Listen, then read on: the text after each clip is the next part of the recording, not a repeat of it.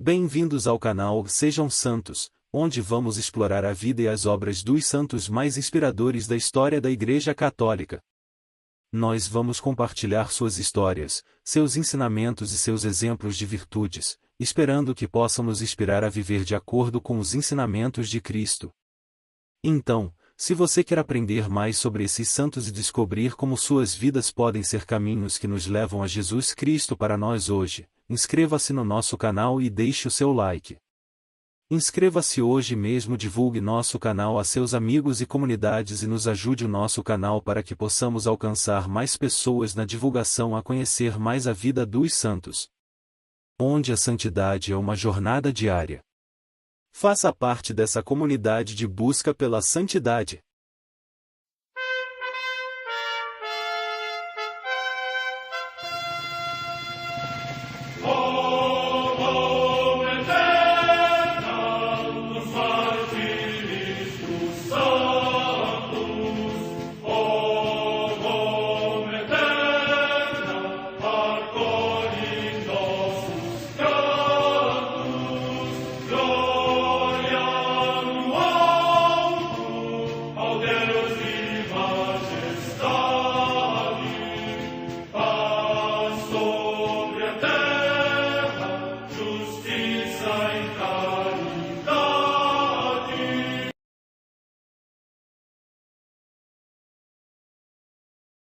Ler a vida dos santos desperta em nós o desejo de seguir a Cristo. Através de suas vidas podemos aprender as virtudes, a sabedoria e o amor de Deus. Cada santo nos oferece um modelo de vida a ser imitado, como diz São Paulo na carta aos Hebreus, capítulo 12, versículo 1. Estamos rodeados por uma nuvem de testemunhas. A Igreja foi fundada por nosso Senhor Jesus Cristo não apenas como uma instituição, mas uma autêntica família. Os santos mártires, confessores, doutores, as virgens, os santos pastores e todos os demais santos são realmente nossos irmãos que nos precederam no caminho da fé e já estão no céu, para onde também iremos nós, pela graça de Deus. Portanto, sede santos, assim como vosso Pai Celeste é santo. Mateus capítulo 5, versículo 48.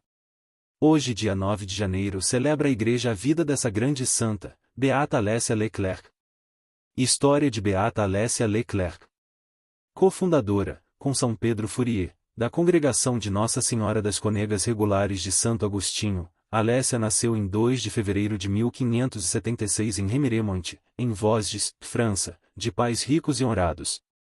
Tornou-se uma bela dama, amante do mundo e dos prazeres, mas aos 20 anos, durante uma convalescença, ficou muito impressionada ao ler um livro que continha uma coleção de histórias trágicas de pessoas infelizes cuja vergonha havia fechado suas bocas na hora da penitência. Em seu diário, que depois escreveu sobre a ordem do confessor, ela atesta a confissão que fez: foi o único bem durante esses 20 anos. No entanto, não foi suficiente retirar-me dos pecados e vaidades que cometi, porque eu era ignorante e não havia eclesiásticos que me instruíssem em virtude. A beira do vício foi retida por um grande senso de honra e uma certa devoção à Madonna. Em 1595 mudou-se, sem arrependimentos, com seus pais para Imont, perto de Matancourt, onde, 3 anos depois, ela viu Pedro Fourier chegando como um novo sacerdote. Para libertar-se das atrações do mundo que continuaram a tiranizá-la, por ocasião de uma festa, ela o chamou para confessar-se, mas o santo não tinha nenhum conforto. Ela perdeu então a pouca devoção que tinha, mas Deus não parou de correr atrás dela. Durante 3 domingos, durante a missa solene, ele a fez ouvir o som de um tambor que roubava seus sentidos. No 3º domingo ele mostrou a ela no ar um demônio batendo naquele tambor e uma multidão de jovens que o seguiam com grande alegria. Com medo dessa visão, Alessia confessa: e naquele exato momento, resolvi não mais pertencer a essa sociedade e, a partir de então, fazer o que mais agradaria a Deus, mesmo quando tivesse que morrer. Após este propósito, ainda atesta, pareceu-me que tudo o que estava em meu íntimo foi tirado de mim, e que outro espírito foi colocado lá. Alessia não perdeu a oportunidade de mostrar sua constância. Um dia seus pais forçaram-na a participar de uma festa de casamento e ela, durante o banquete, emitiu um voto de virgindade perpétua. Deixou, então, todos os vistosos vestidos, cobriu a cabeça com um véu branco e correu até o confessor para lhe dizer que faria o que fosse indicado como mais agradável a Deus.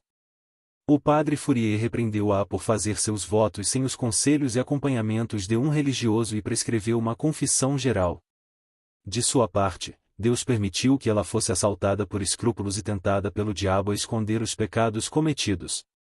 Como desejava ser religiosa, o padre sugeriu que entrasse no mosteiro das Clarissas de Pont-à-Mousson, mas o Senhor, durante a oração, inspirou-os a fazer uma nova casa de freiras, onde praticassem todo o bem possível. Pedro Fourier então colocou como condição indispensável para ela, que conseguisse pelo menos 4 companheiras que estivessem aptas para tal propósito, e Alessia as apresentou em pouco tempo. Não sendo capaz de abandoná-las, o santo apresentou-as oficialmente aos seus fiéis na noite de Natal de 1597, um mês depois, confiou-lhes a tarefa de instruir as pobres meninas da paróquia. Segundo alguns, as jovens eram loucas, segundo outros desiludidas.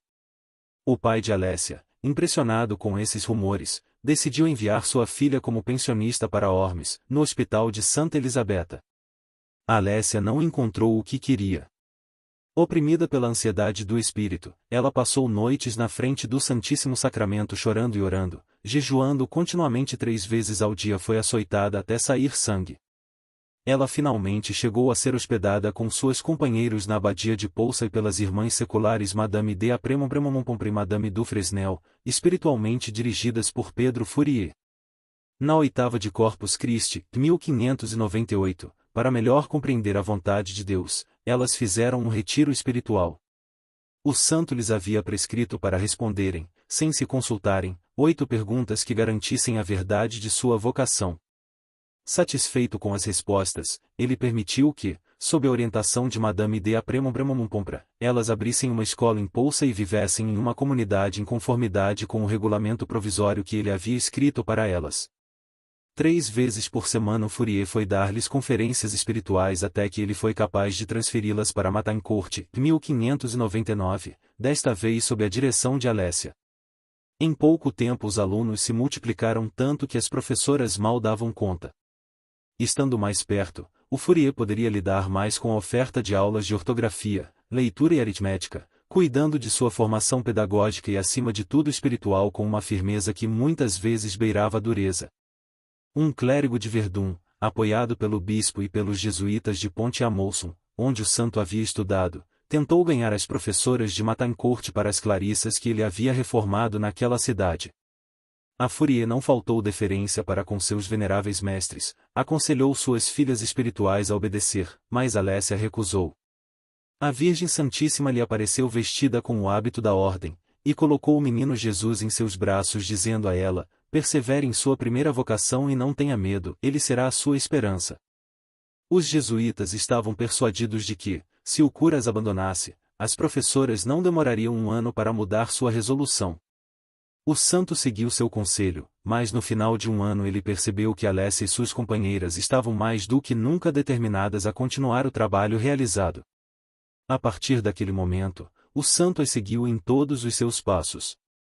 Tendo crescido em número, Madame de Apremont, mais 1606, instalou algumas delas em uma casa que ela possuía em Saint-Miliel, 1602, sob a direção de Gante André, o primeiro companheiro de Alessia. A abençoada ficou feliz por não ser eleita superiora, mas assim que chegou, foi atacada pela tentação contra a fé e viveu um período extremamente doloroso, apesar do encorajamento de Pedro Fourier. A fama do bem que as religiosas operavam chegou aos ouvidos do cardeal Carlo de Lorena, primaz de Nancy e legado papal. Ele pediu algumas delas para a diocese e o Fourier mandou para Saint-Miliel, Alessia e uma de suas companheiras. A escola que foi aberta prosperou imediatamente.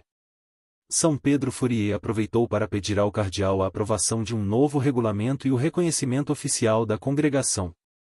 Vocações fluíram em tão grande número que foi possível abrir outras escolas em Pont-à-Mousson, 1604, e em Saint-Nicolas-du-Port, 1605.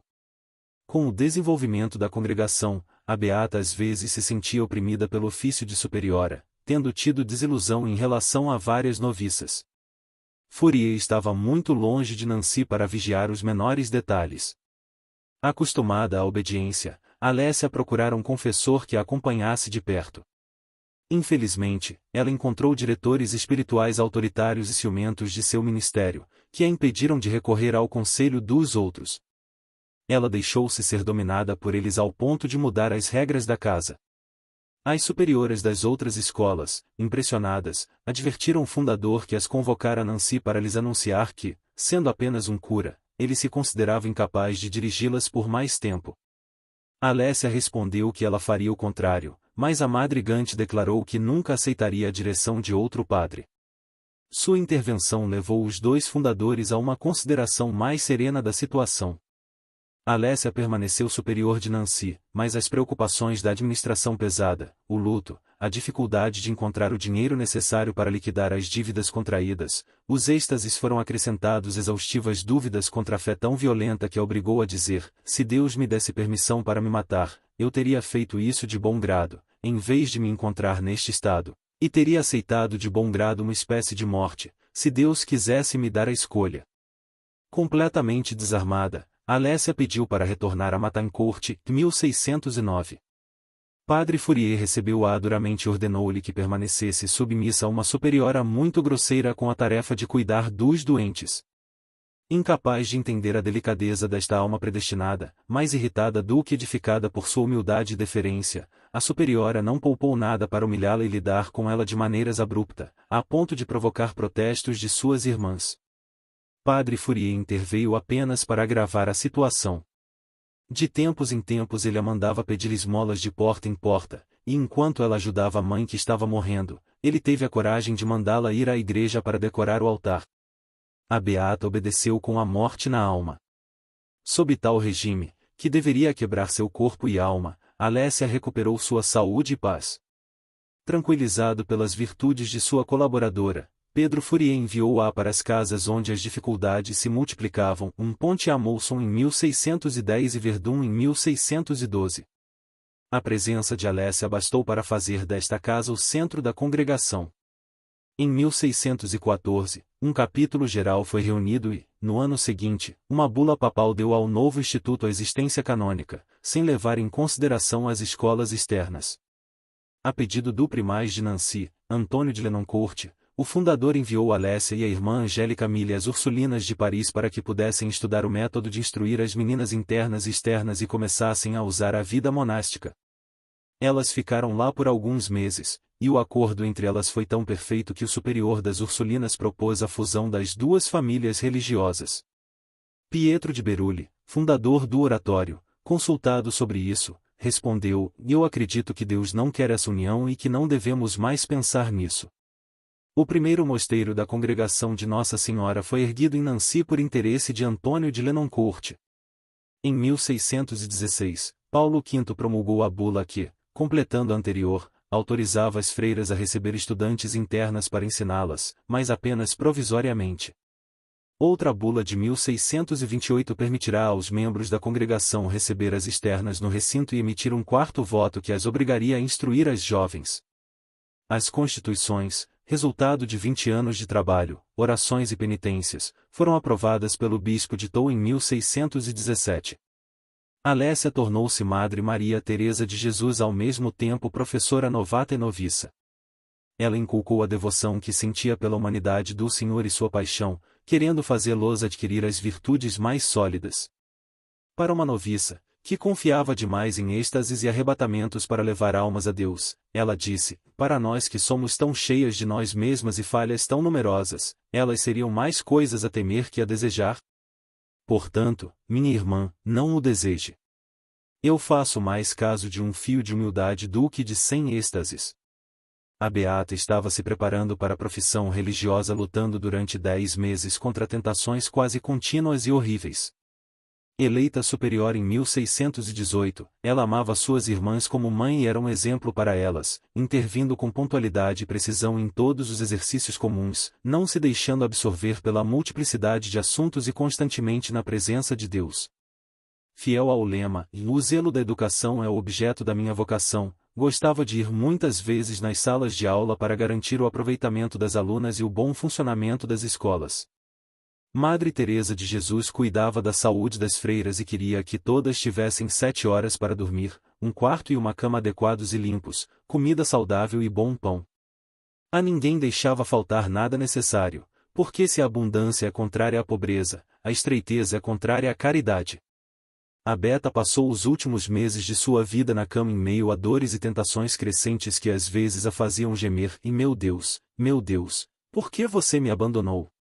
Eu sei que mereço o inferno, mas sempre desejei ser o objeto de suas grandes misericórdias.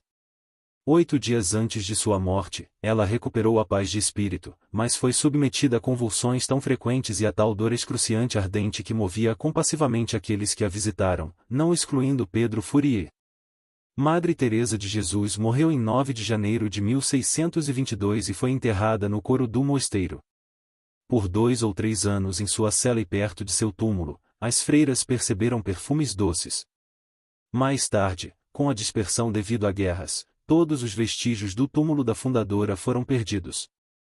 Pio XII beatificou Alessia Leclerc em 1957. Em 1950, eles descobriram seu corpo por acaso e, em 1960, foi transferido para a capela do mosteiro com grande solenidade. Beata Alessia Leclerc, rogai por nós. A Santa Madre Igreja celebra também nesse dia os santos. Em Ancona, no Piceno, hoje nas Marcas, região da Itália, São Marcelino, bispo, que, como escreve o Papa São Gregório Magno, com o poder divino salvou do incêndio esta cidade. Morte no século VI. Em Cantuária, na Inglaterra, Santo Adrião, abade, natural da África, que, vindo de Nápoles, na Campânia, chegou à Inglaterra e, pela sua profunda formação em ciências sagradas e profanas, ensinou a um grande número de discípulos a ciência da salvação. Morte no ano 710. Na Escócia, São Felano, abade do mosteiro de Santo André, que, insigne pela vida de grande austeridade, viveu na solidão. Morte no ano 710. No Monte Olimpo, na Bitínia, na atual Turquia, Santo Eustrácio Taumaturgo, abade do mosteiro de Abgar. Morte no século IX. Em Ténèse, no território de Poitiers, na Aquitânia, atualmente na França, Santo Honorato de Busançais, mártir, que era negociante de gado e com o seu lucro socorria os pobres, e, ao repreender 2 seus empregados pelos furtos que faziam, foi por eles barbaramente assassinado. Morte no ano 1250. Em Certaldo, na Etrúria, na atual Toscana, região da Itália, a beata Júlia della Rena, da Ordem Terceira de Santo Agostinho, que viveu reclusa só para Deus numa pequena cela junto da igreja. Morte no ano 1367. Em Ancona, no Piceno, hoje nas Marcas, região da Itália, o beato Antônio Fatati, bispo, que exerceu com grande prudência e serenidade todas as missões que lhe foram confiadas pelos pontífices romanos, e foi sempre austero para consigo, mas magnânimo para com os pobres. Morte no ano 1484. Em Seul, Coreia, as santas mártires Águeda e Virgem, cujos pais receberam também a coroa do martírio, e Teresa Kim, viúva, que, depois de cruelmente flageladas no cárcere pela sua fé em Cristo, ambas morreram degoladas. Morte no ano 1840. Perto de Munique, cidade da Baviera, na Alemanha, no campo de concentração de Dachau, os beatos José Pawlowski e Casimiro Grelewski, presbíteros e mártires, que, em tempo da guerra, deportados da Polônia invadida pelos perseguidores, terminaram o seu martírio com o suplício da forca. Morte no ano 1942.